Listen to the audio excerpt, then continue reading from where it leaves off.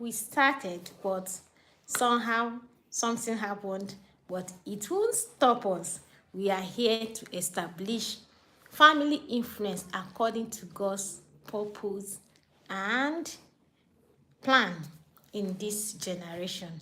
And yes, we are live and we are the Family Nest Academy, where we help families establish God's plan and purpose for their life, fulfill those purpose, and of course live a life of legacy. All right, so we are welcome to our Wholesome Family series today on the hidden power in your home, still under family influence. So we are talking about how we have this power, these potentials hidden right in our very home. So you discover sometimes we don't tap into what God has given to us because it doesn't come the way we expect it, because it comes with human flaws, it comes with human weaknesses, inabilities, incapacities, and the errors we observe on day-to-day life. Because again, the pressure is becoming high. There's so much pressure in the family. There's so much pressure in the economy of the world itself, which comes down upon the family. So you see, people are struggling to meet ends meet, to be able to meet their daily needs. People are always out hustling, trying to feed their family, and you don't blame anyone because we have been given that responsibility to take care of the children and the home that God has given to us, right? However, the position of Familyness Academy is to help us discover those gray areas that we could tap into while trying to survive, while trying to thrive, so that we are able to still align to God's plan and purpose for our families in this dispensation. So today we are talking about those hidden power in your home. And we remember we are still going through raising generation of children that the world cannot ignore. So are we going to throw our hands in the air to give up? Oh, things are not going the way we expect it. The economy of the world is too tough and difficult. We are struggling so much, we are suffering so much, and now decide to allow things to go wrong in our homes. No, it's not an option.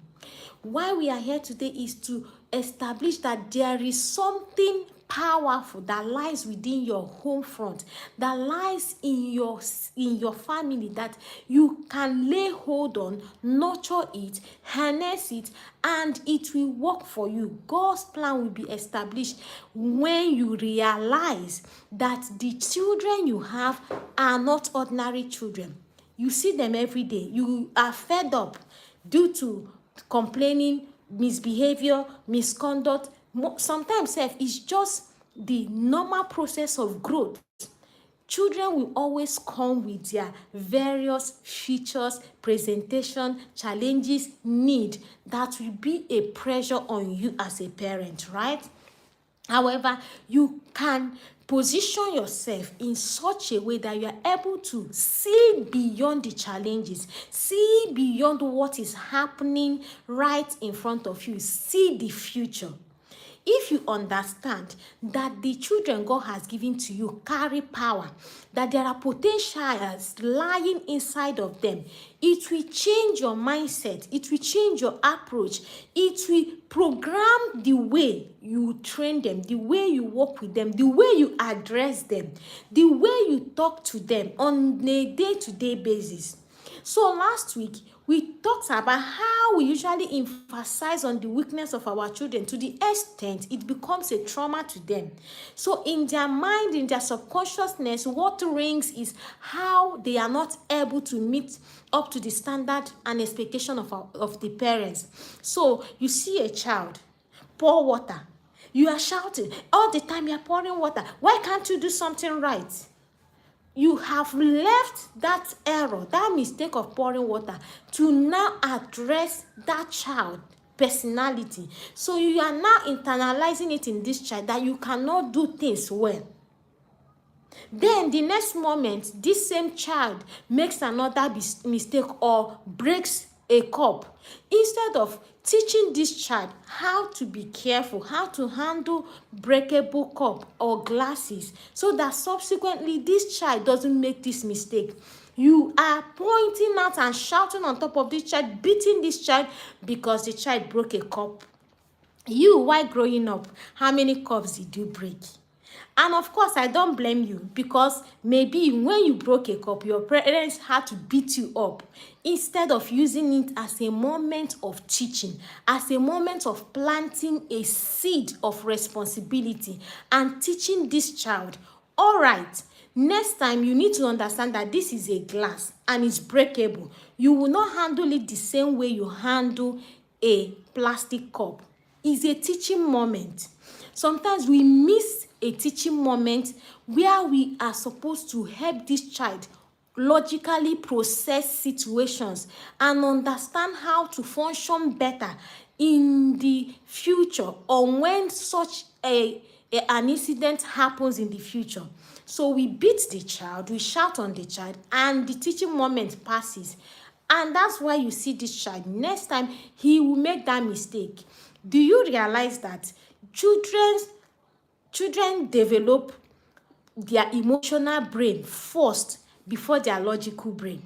So while that child is still in the development of emotional stage of the brain, you may be trying to make this child see logic. Why? What that child needs at that moment is that feeling of acceptance, that feeling of approval, that he still loves me. And that is the background on which children thrive. Many of us have destroyed our children based on the moment of mistake. So I was sharing reference of last week how a mother I met taking a child to school was shouting at a child and calling this child, "You are the most stubborn child I've ever seen, the naughtiest child, you are very naughty, you are this, you are that," and all that. Because this child was meant to follow the front gate of the school, but rather decided to follow another way. So instead of this mother being frustrated, seeing, okay, you are trying to find an alternative, but this is the reason why I want you to follow this way, using it as a teaching moment, she was now making an affirmative declaration. Remember, I said there is power in your tongue. What you don't want to see in your child, don't emphasize on it, don't affirm it, don't confirm it. Am I saying we should allow children to misbehave? No. What I'm saying is, you see a child doing contrary to your expectation, what you need to do as a priest, as a parent who has authority over that child, is to correct that child and then declare in the opposite of what you have seen, what you want to see. So instead of saying you are stubborn, you're a naughty child, you tell this child, I know you are struggling and you are having difficulty trying to follow instruction, but you will be a responsible child. You are a good girl. You're a good boy. You will declare your prophetic word upon that child. That is how to raise children prophetically, declaring into their future what you want to see. Many of us have destroyed the future and prospect of our children, not just on making them hear the negative from us and start having self-doubt over themselves and their capacities, but by speaking negatively into them. And the atmosphere picks it up and begin to work against our children. So today, let's go back to what we are saying. That raising children in your home, you need to understand that they have hidden potentials, they have hidden capacities. And this is what you need to look out for when you are raising children. You need to see and understand that every word you speak is powerful. Your word has life. The Bible says that life and death lies in the power of your tongue. So you need to use it positively. You need to use it wisely so that you will get a positive result. All right? So if you realize that what you say, what you do, every action and inaction in your environment at home is a seed you are planting, what will you think about? You realize that you need to consciously sow your seed. It's just like when you want to sow a seed of say apple. If you stop or refuse to sow apple and sow orange, you will reap orange. So when you realize that everything you do within the environment around your children is a seed, that is when you have to consciously ensure that the things you say, the things you do, the things you allow around them will be a positive outcome in their lives. Okay?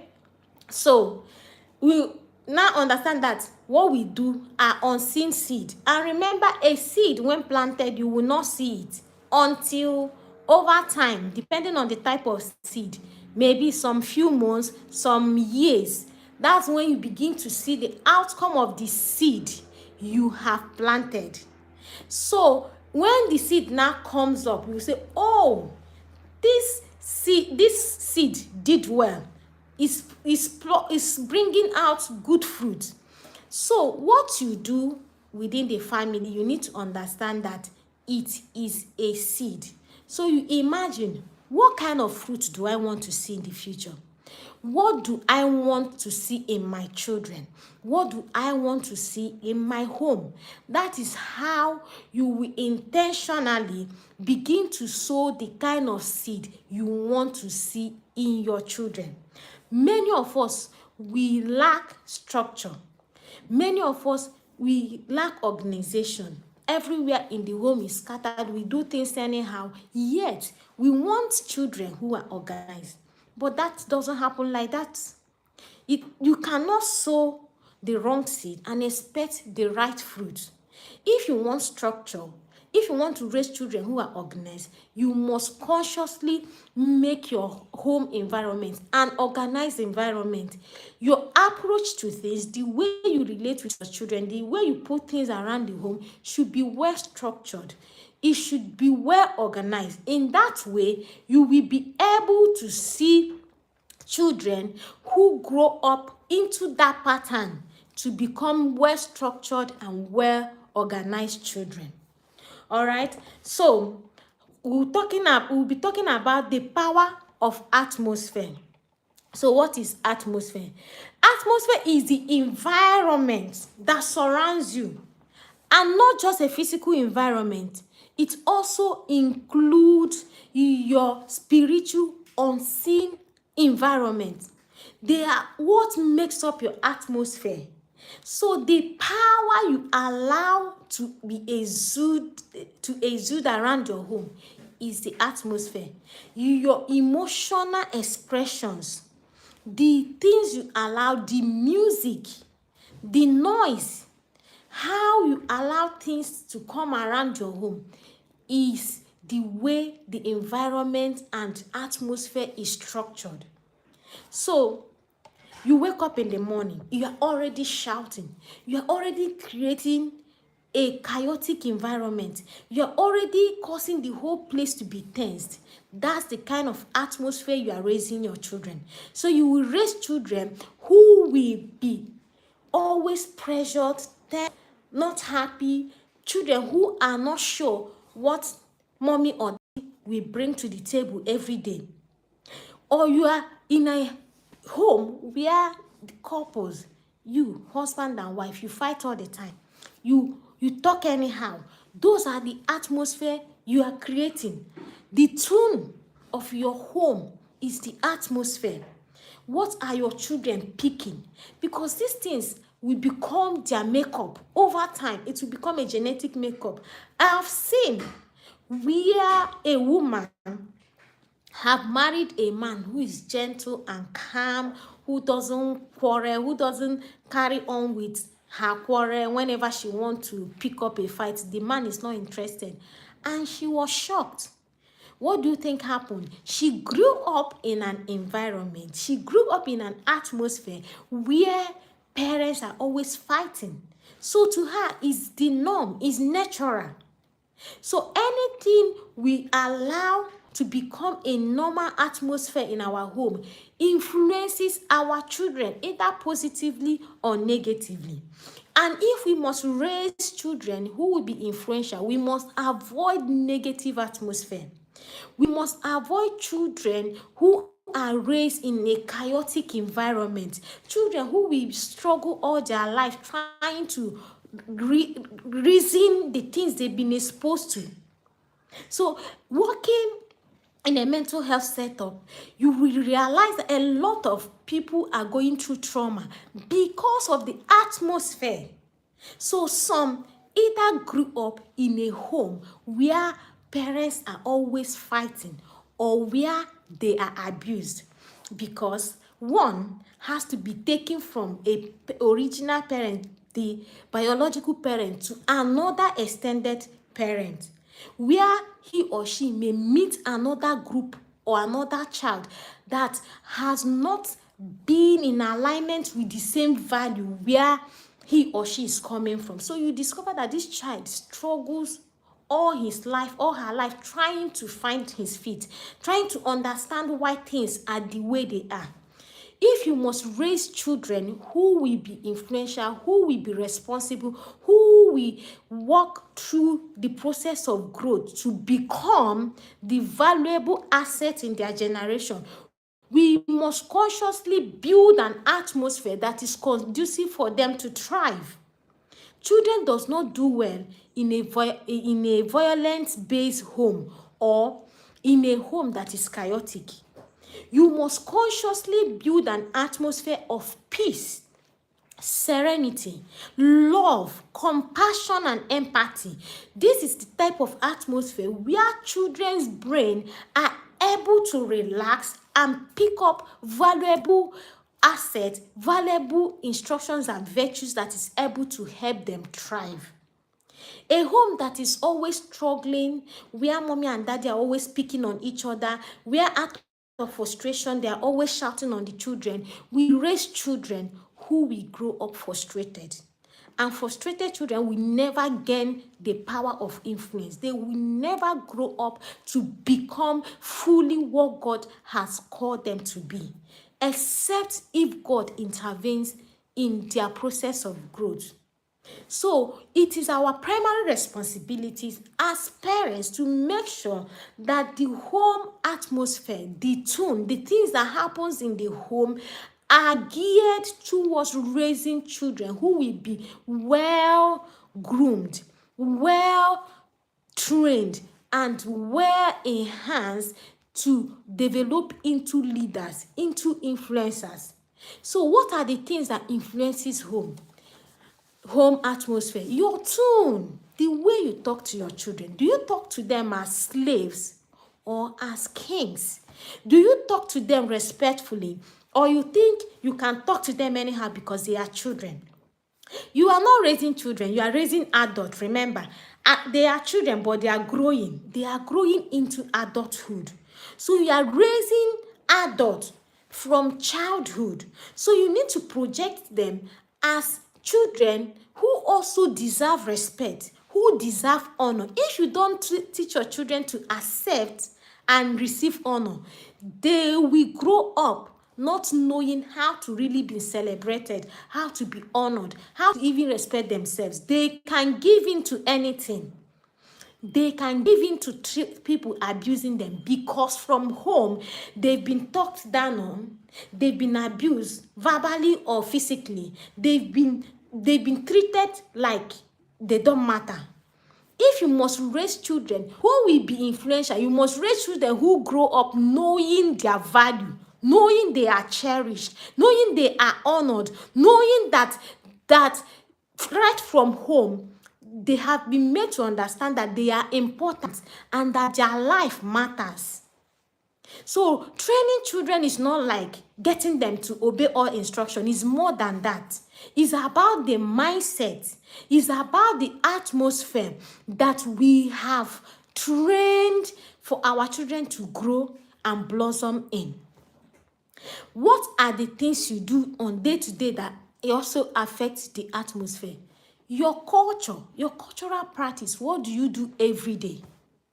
What do you do every day in your home that plants that consciousness in your children for greatness?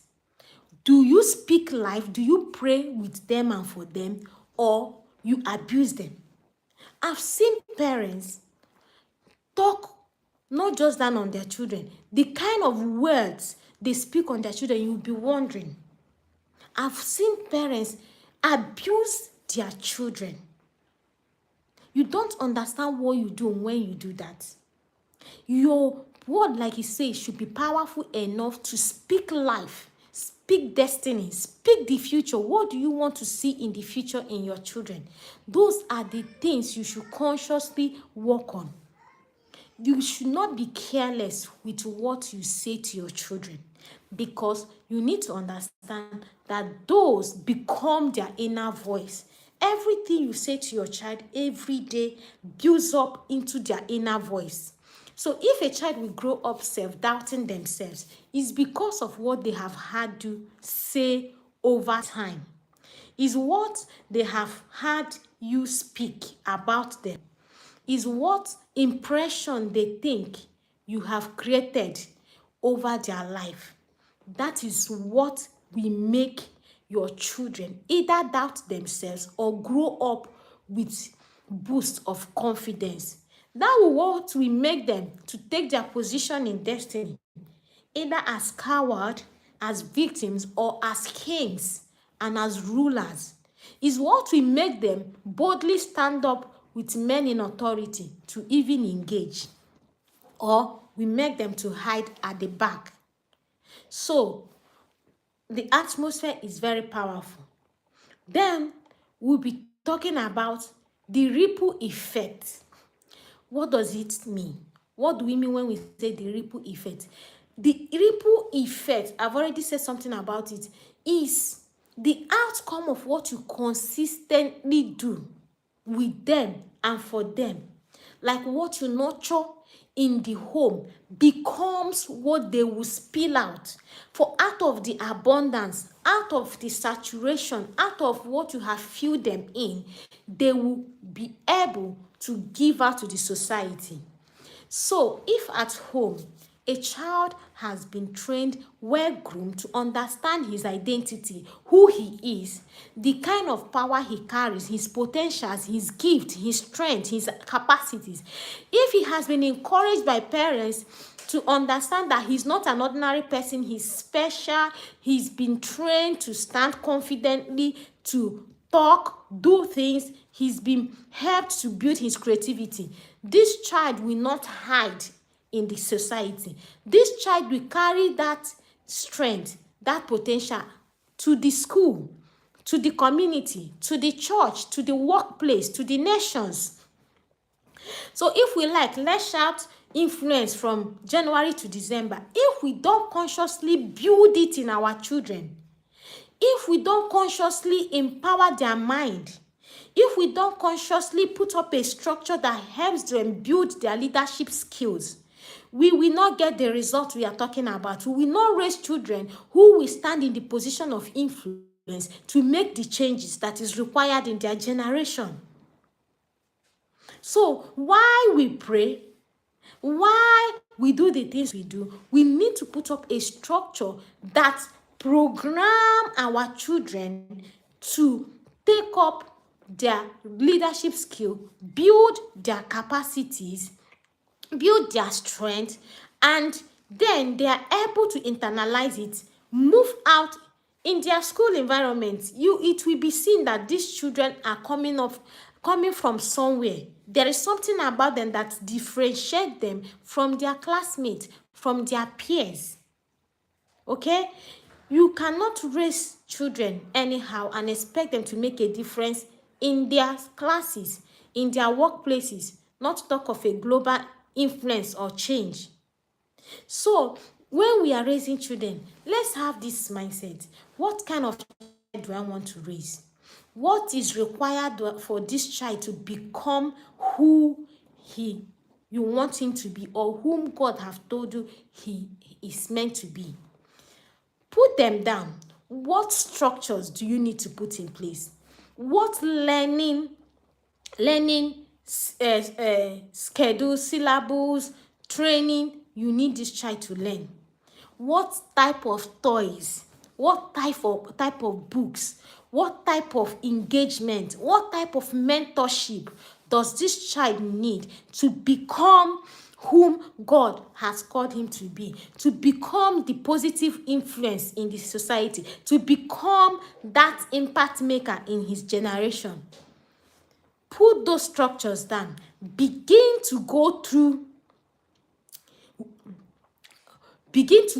those things. Begin to talk about them. Begin to emphasize it to your child. Begin to speak it into their ears. Begin to carry out activities that build those strengths, skills, and gifts in them, so that this child grows up as a norm of being an influencer. When we raise children who understand that they've been called to take up a position of influence, to make impact, their courage is different. The way they carry themselves, the way they do things is different, because what they have been exposed is different from what others have been exposed to. So when others are exposing their children to any type of cartoon, Cocomelon and their co's, you are exposing them to the type of cartoon that teaches their mind of the greatness they carry, of the calling they carry, of the impact they've been called to make in their generation. So this is what we call ripple effect. Over time, it flows out of abundance, out of overflow. It's just spread across. Anywhere they go, it becomes their personality. It becomes the threat that naturally you feel and see around them. So because of time, we move again. What are those hidden powers in your family that you need to look out for? The legacy factor. So we need to understand that legacy is what we leave in our children, not what we leave for them. So we usually used to think that raising children is all about making them grow up, go to school, providing shelter, providing all their essentials, and then seeing them become doctors, engineers. I'm not saying all those things does not matter. They are very important, because if you don't provide them, this child won't be able to even live to adulthood to become relevant in the society or in his generation, right? But what we are saying is we need to begin to see beyond those things we do, what they contribute to making this child become an influence maker in his generation. And that is what legacy is. Those values, virtues, vision, passion you build in your children that makes them outlive you, so that when you are no longer there, these children are able to run with the vision. They are able to run with an understanding that their life is significant, that there is something they've been called to do in their generation. So those things you are doing every day, the question is, do you see legacy in them? Is it building a child that will stand with kings, that will be a kingmaker, that will be an influencer in the next generation? Or a child who will only grow up, have certificates, start working for someone, or maybe have his business, have enough money, enough house, and live and die? Is it the kind of children God has called us to raise? No. God has called us to raise children for legacy, children who will carry the power of God, carry the potentials God has put into them to make impact, to make decisions that will influence destinies, to make positive generational impact in their generation. We can't keep raising children who are only programmed to grow up, have good certificates, if you can call it any kind of qualification, then have good job, struggle all their life making ends meet, or even being rich with money, but have nothing to offer the next generation. We cannot raise children who will just grow up for themselves. Self-centered children. We are having adults who live just for themselves, even though they have children under their roof. They have partners, but they are so groomed to themselves, to just satisfying their own lust, their own desires, and just whatever happens to others should go to hell. No, such children cannot be generational influencers. They cannot make impact in their generation. We are raising children who on demand, anything they want to give to them. Entitled children. Entitled children can never be a generation impact makers. And that is why we are teaching this, so that consciously, as a toddler, as a baby, as a preteen, as a teenager, as a young adult, we are consciously grooming these children to understand they've been called to live beyond themselves. Those are children who will carry burden, who will understand that there is a need to meet in their generation. Those are children who will look beyond themselves to understand that their life is more and bigger than themselves.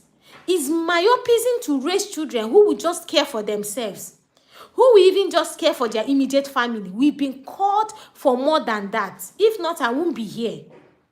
We need to raise the next generation who will understand that their life is very important in determining what happens in the next generation.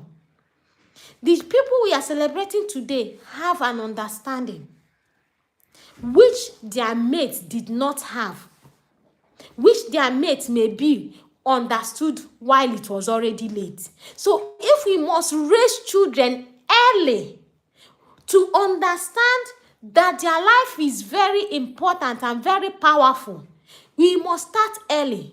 It does not matter the age of your children right now. Even if they are married, begin to call them. Stand as a mentor. Take your position as a mentor to begin to call, oh, son, my daughter, there's something I want us to discuss. Begin to help them to discover your own error now that they are married. So they begin to correct those errors in their own immediate family, so that we don't raise children who just want to feed their tummy, who just want everything they want to be supplied, who will not be a burden to us or to the next generation. Some of us had to fight to raise our head above the waters because of the level of knowledge our parents had. Did they care? Very well. Did they put up all the effort to raise us? Perfect. But some of our parents did not understand that beyond feeding us, giving us shelter, and taking us to school, that there is something called legacy, living beyond yourself, building up inside your children a value system, a vision that will carry them to stand beyond their equals for generational impact. And that is why we teach the importance of family vision. What is the vision of your family? What does your family stand for? If you must raise children for legacy, if you must raise children that even when you are dead, that there will be fire burning in their heart for their generation, you must raise children with a vision.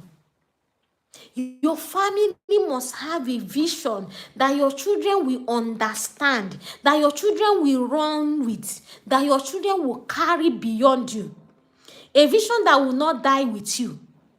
A vision that will, oh, mommy and daddy are no longer there, let's do our own thing. See, you see, parenting has come to another level that we need to begin to see that we are not just raising children to obey us. No, we are raising children who will understand why they are obeying and what obedience has to do with their future.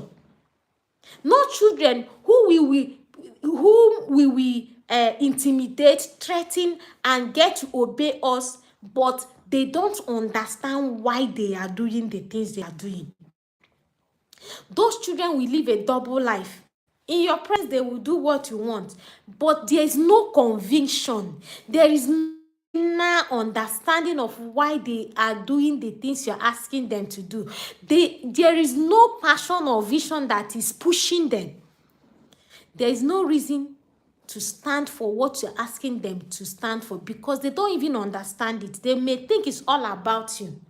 It's all about mommy and daddy wanting us to obey, wanting us to do things their own way. And in this generation, with the generation of children we are raising, you cannot raise children who will influence their generation that way. No.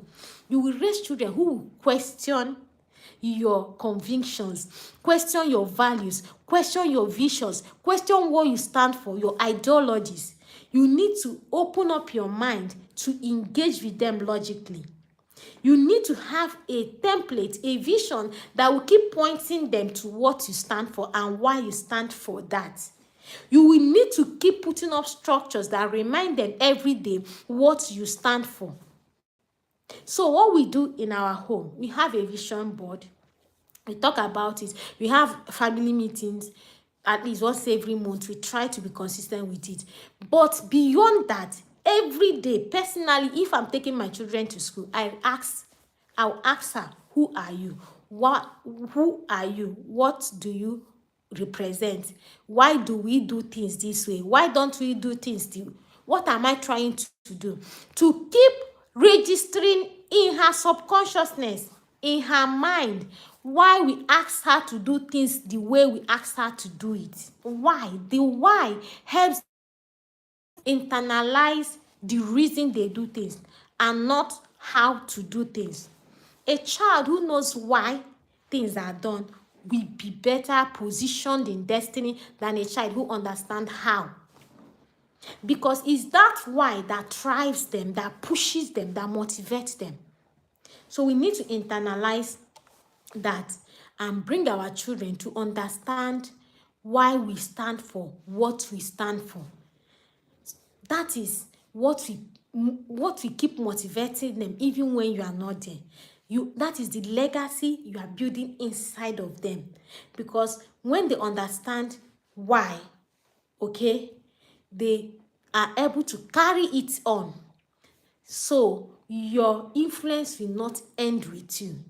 It will be transferred to the generation of your children.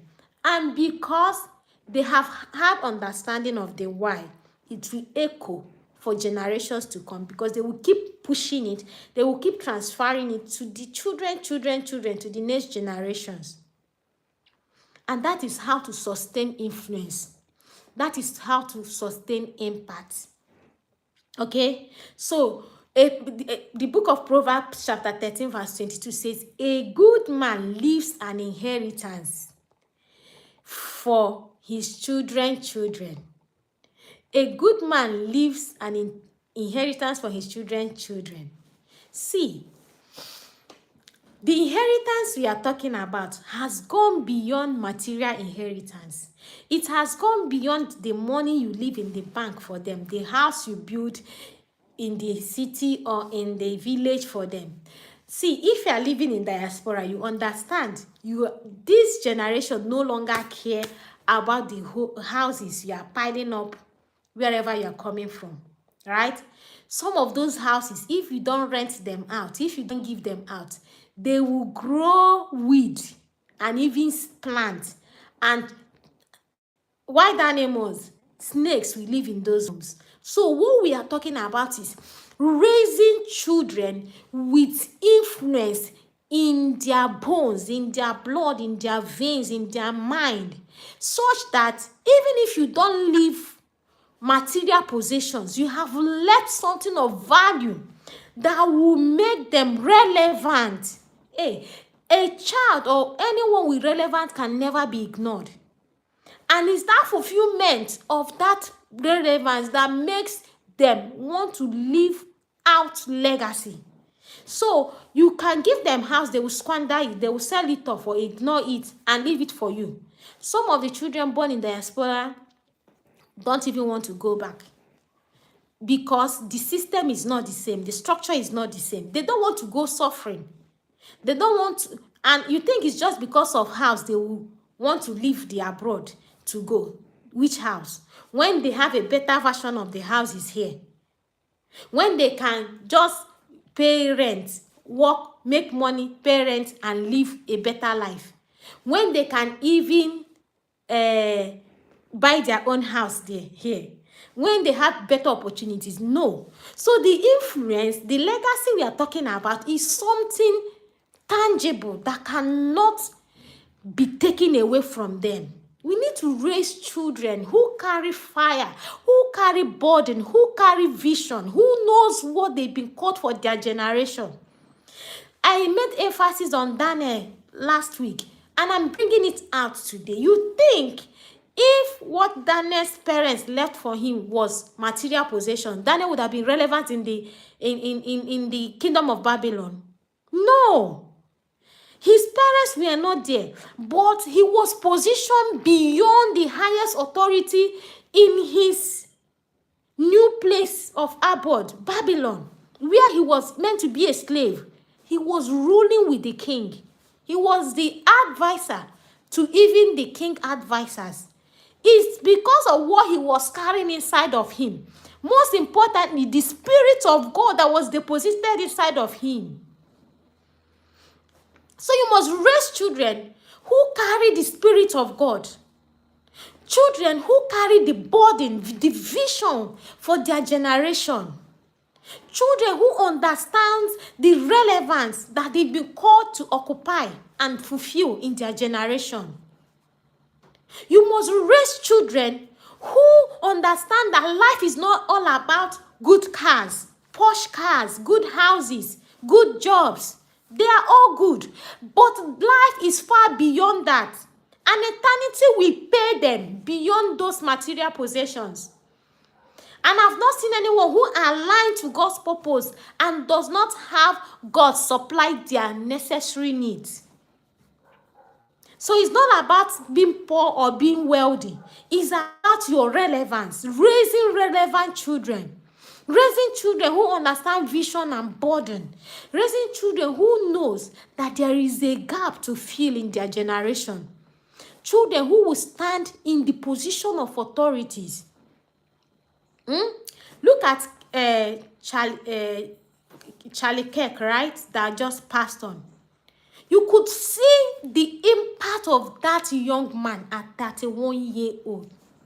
Just like Jesus at 31, Jesus has fulfilled his purpose, made his influence, and went to heaven. There is nothing to spend longer time on earth when you are not relevant. No, you will just be adding to the number of people who becomes a burden to the society.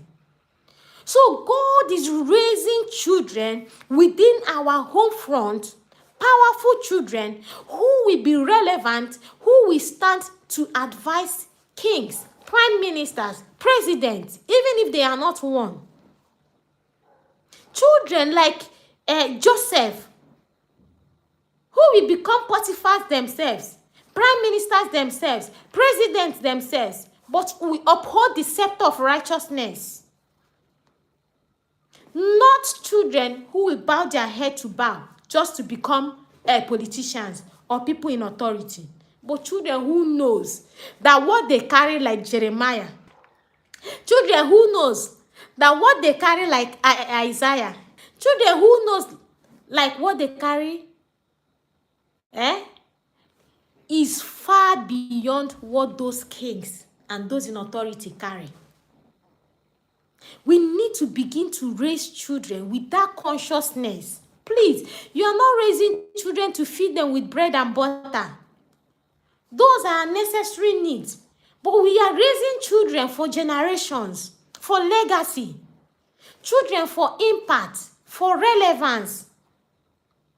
Children who will stand as a voice in their generation, bringing solutions to the table, transforming generations. Children like Shadrach, Meshach, and Abednego, whom just through their obedience to God's instruction not to bow, changed the dynamics in a country, a powerful community like Babylon. Not children who, out of small peer pressure, they are giving in to doing things they are not meant to do, things that will destroy their destinies. What are we doing as parents, as family? What are we doing with the power God have hidden inside of us, inside our home front, inside our children? See, last week I say you can, is it last week or one of my videos, you can check my YouTube teachings. You cannot relegate your role as parents to other people. School system will not give you that impact. They will not raise your children to be influential. They will not raise your children to fulfill their destiny. It's not their duty. The church will not do it for you. Sunday school teachers are not called to groom your children to take their position of leadership. No. That is why you have the family system. That is why God has raised that structure of family. That right in your bedroom, you are nurturing destinies. That right in your sitting room, you are molding, carving, building children that will take up strategic positions in the future. You are not raising a daughter that will go and say yes to one man and just hide there, raising just children. You are not raising a daughter that will just go and be saying yes sir, yes ma, and struggling to even survive as a mother. You are raising a daughter with capacity who will be a mother, a wife, a destiny molder, a model, and a mentor to generations. You are raising sons who will take up responsibilities, who will not be a liability to another man, another woman or another family daughter, who will not be beating up a woman that God has given to him to take care of.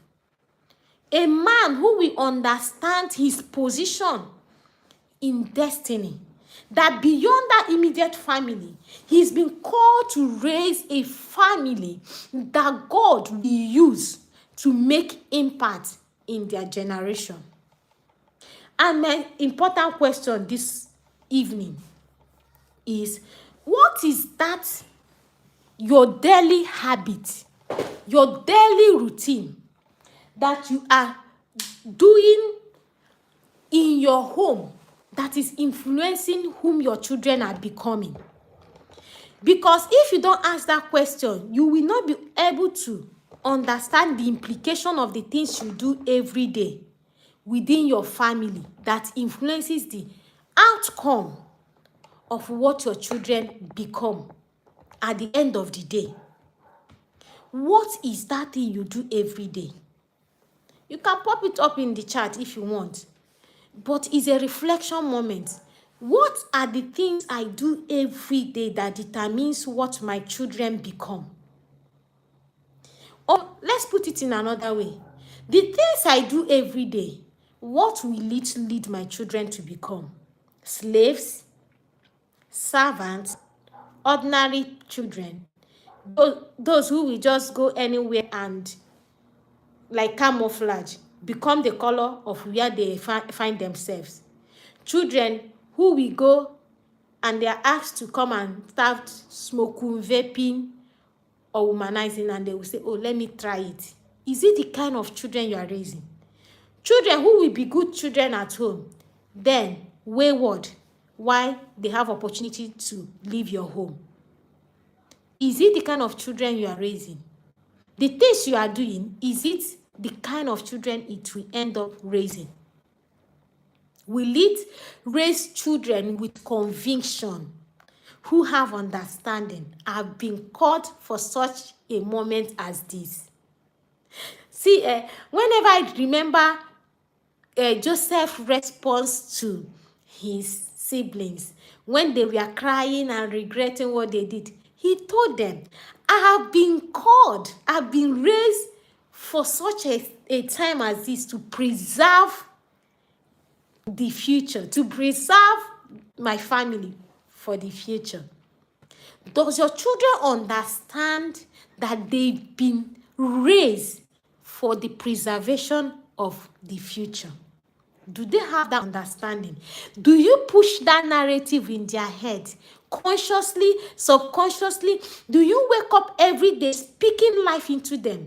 Speaking positivity instead of speaking the negative you are seeing. So when we say don't emphasize or keep beating children and hitting them, we are not interested in your beating. No. We are interested in what you could use those moments to imbibe, build in, and groom your children to become. All right? So kindly go back and ask yourself, what is my family vision? What is my family structure? What can I put in place to help my children become? Because it is your primary duty. What are the day-to-day activities your children engage that builds on their power of becoming the influence in their generation? Are you raising children who will be influenced, or children who will influence others? Every one of us are influenced, so let's not deny that. But the degree to which we are influenced is determined by the degree of our convictions. So, say I go to work or a new environment, and then I see someone, I even did it yesterday, someone who was tapping another lady and he's a married man. Oh, your hand is soft, your palm is a... I told him, don't do that. Yes, he's a colleague. He was like, don't. I say no. Because I have an understanding that this is another woman and a single. Whether married or single, that's not my issue. But you're a married man. Do you think, that's the question I asked, do you think your wife will be happy seeing you tapping another man's or another girl's hand, complimenting how soft her hand is, hugging her? She was like, but we are all sisters. I said, no. We are all sisters does not mean you can touch anyone anyhow you want. And understanding where you are as a married man. So this is me saying, if I go to an environment that does not align to the value that have been built over in my life, I will take up a position that defends my value. So when you are training a child, train a child with that conviction that wherever that child goes, he will not allow himself to follow what others are doing. He will not allow himself to align to the norm if that norm does not correspond to the value system he has been groomed. But how can you get to that point? Consistently putting structures in place, consistently emphasizing, re-emphasizing, teaching. Last week I said children learn by repetition. So you said, I've told you before, you should not do this. No, repeat what you told him not to do. Don't do this way. This is the way you should do it. What are you doing? Even the Bible said, the psalmist said, twice, God has spoken once, twice have I heard. So, children need to hear repeatedly for it to register, even if it takes 20 years. The truth is that they don't all learn at the same pace and the same way. So, when you are teaching children, you think it's not registering, ask yourself, this particular child, how does she learn? How does he pick up information? How does he process it? Then work with that child until that value system, that structure, that conviction of of, or that understanding of what you want him to pick has been registered. Consistently pick what one value, like what we do weekly, is written on weekly virtue. Sometimes it can linger to 1 month, but what are we doing? Every day, every other moment, we keep pointing, this week is self-confidence, and the daily things they do, we say, does this reflect self-confidence? Or at those moments when they will be asking, one biscuit, one chocolate, one ice cream, we say self-control. Remember, you don't just eat all the time whenever you feel like. We should exercise self-control. What am I emphasizing on? You should put up a structure that works for your home in such a way that you consistently remind your children your value. Remember, based on your understanding that they've been called to live for something, to make influence, to make impact, to bring this, to be the solution and solution providers in their generation.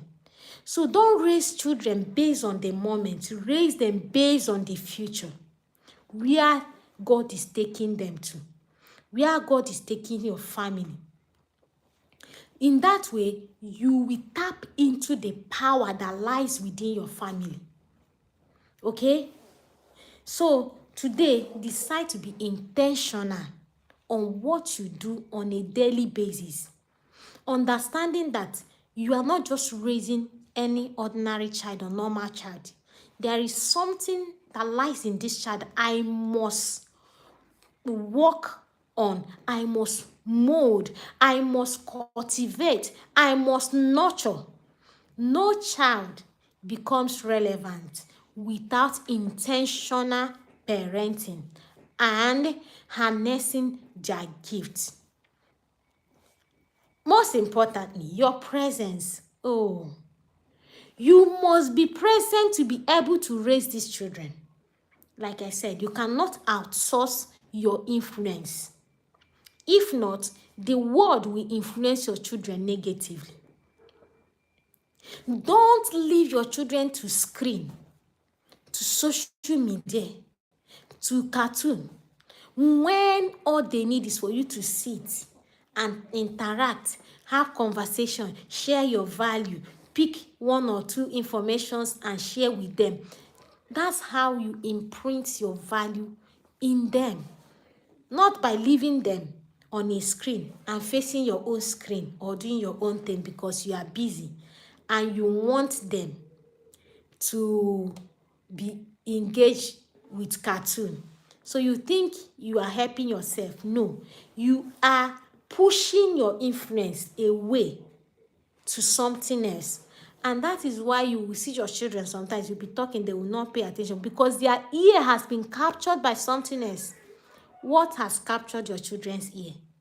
Does your voice still ring in their ear? Does your voice still matter to their ear? Or your voice has become a noise? Your voice has become a timbre?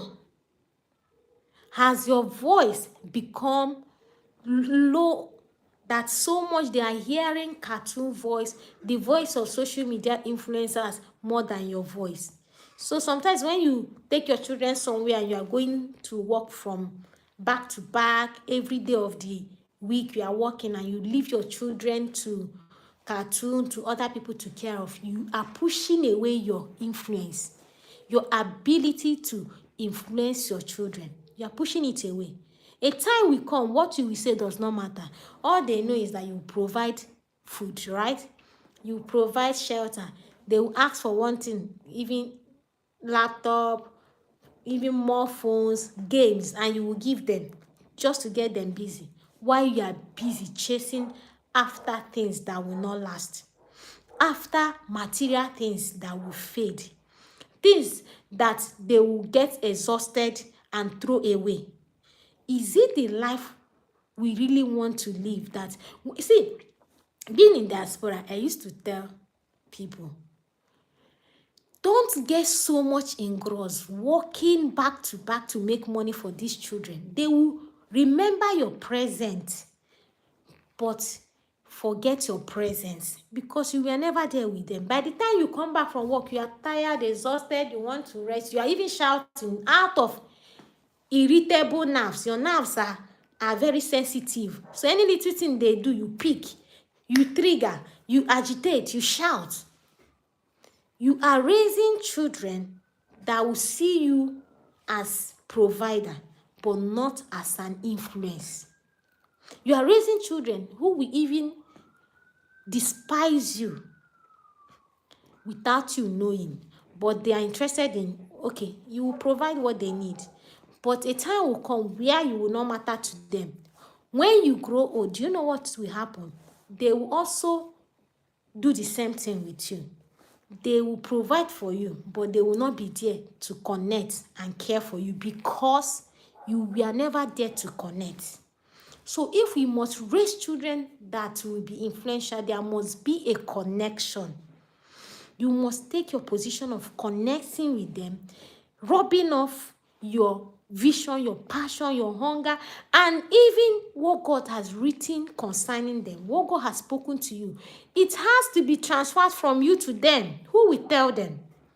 Who will even teach them to begin to hear, understand, and know what God has written concerning them? You. So, don't be busy with going to pack money,